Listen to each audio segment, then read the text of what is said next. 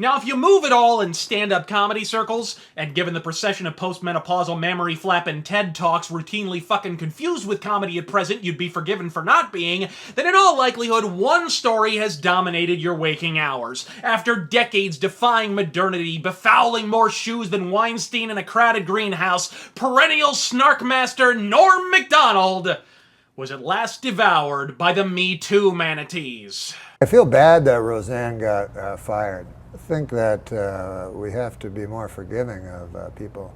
I've spoken to Roseanne many times, and she's always been in tears, and she's paying a mighty penance for whatever transgression you might think she did. Norm Macdonald was supposed to be on The Tonight Show with Jimmy Fallon last night, but the show canceled his appearance after the interview he gave to The Hollywood Reporter that was released yesterday. In the interview, Norm said that he's happy the Me Too movement has slowed down. Of course, people will go, what about the victims? But you know what? The victims didn't have to go through that.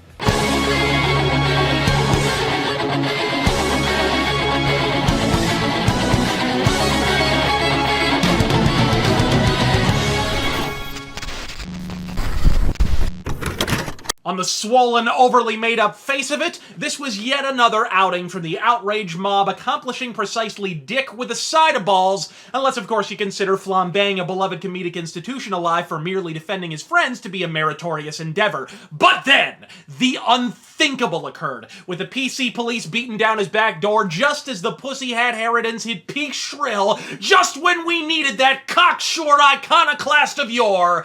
Norm went full normie.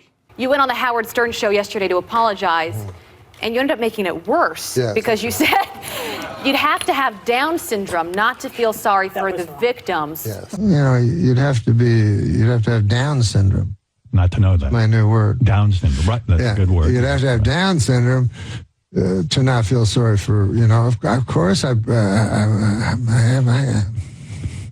Me Too is what you want for your daughters. You know what I mean? And you want that to be the future world, of course. The comedian apologized on Howard Stern's radio show, but his choice of words has gotten him in even more trouble, and now he's apologizing for that too.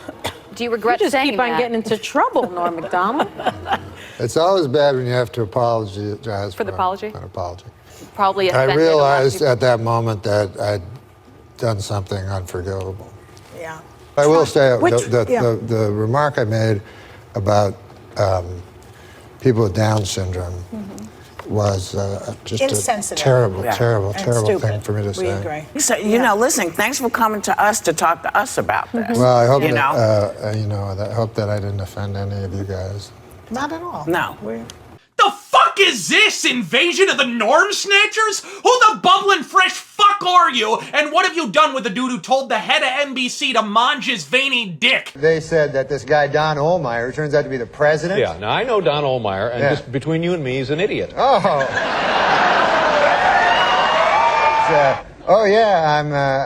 I'm firing you there from the show. And then I said, oh, that's not good. And then I said, why is that now? And he goes, oh, you're not funny. Yeah. And then I said, holy Lord, that's even worse news, you know?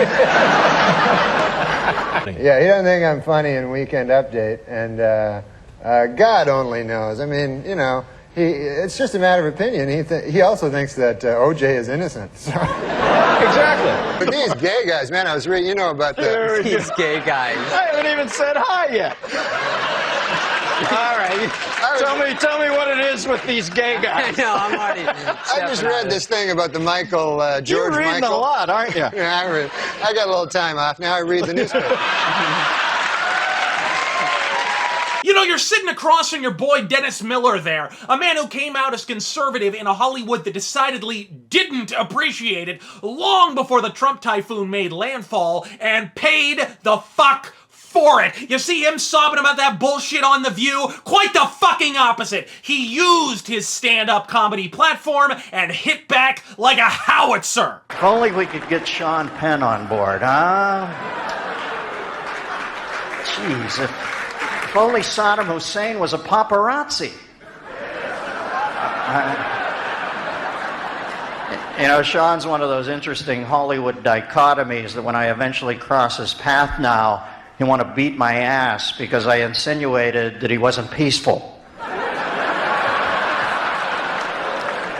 Oh, well, dead career walking, huh?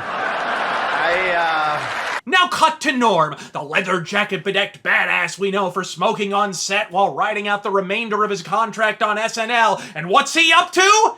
Indulging in simpering apologia on the Twitter sphere, because we all know that invariably placates the pitchfork posse. I'm sorry to say this because Norm is one of my all-time idols, but someone has to stop circling the hashtag I'm with Norm wagons long enough to grab him by the jowls and shout the word "Stop fucking apologizing!" Name one time a public apology in the last 5 years has yielded anything but an overflow of continued fucking scorn from a smattering of college-age cunts with more hair colors than principles. Am I with Norm? You're A1 fucking right I am. I'm up to my elbows in his asshole if he needs. But now it's Norm's turn to be. No one's asking you to go full Dennis Miller or even express the faintest fucking conservative position here. But if I see one more comedian apologize for a joke, a jab, or merely fucking existing, it's open season on all you asshats, victor and aggressor alike, because being politically correct means always having to say you're sorry, and fuck that shit. I come from a simpler time, when college was about the pursuit of cunt, not turning you into one. I'm Razor Fist.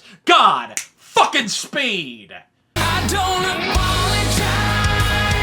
The dead may rise underneath the velvet sky. I said it before, I say it again. I don't apologize.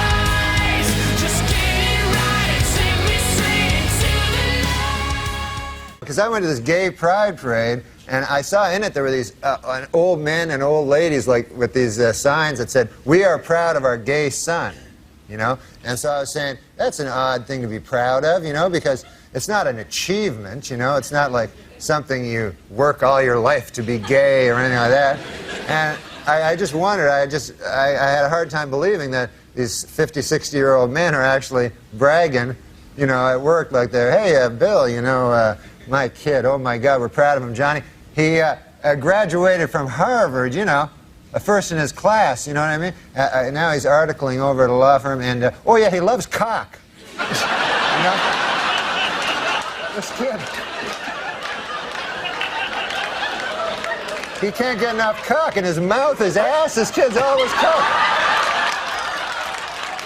I got a picture of the boy here sucking another man's cock. I want to show it to you.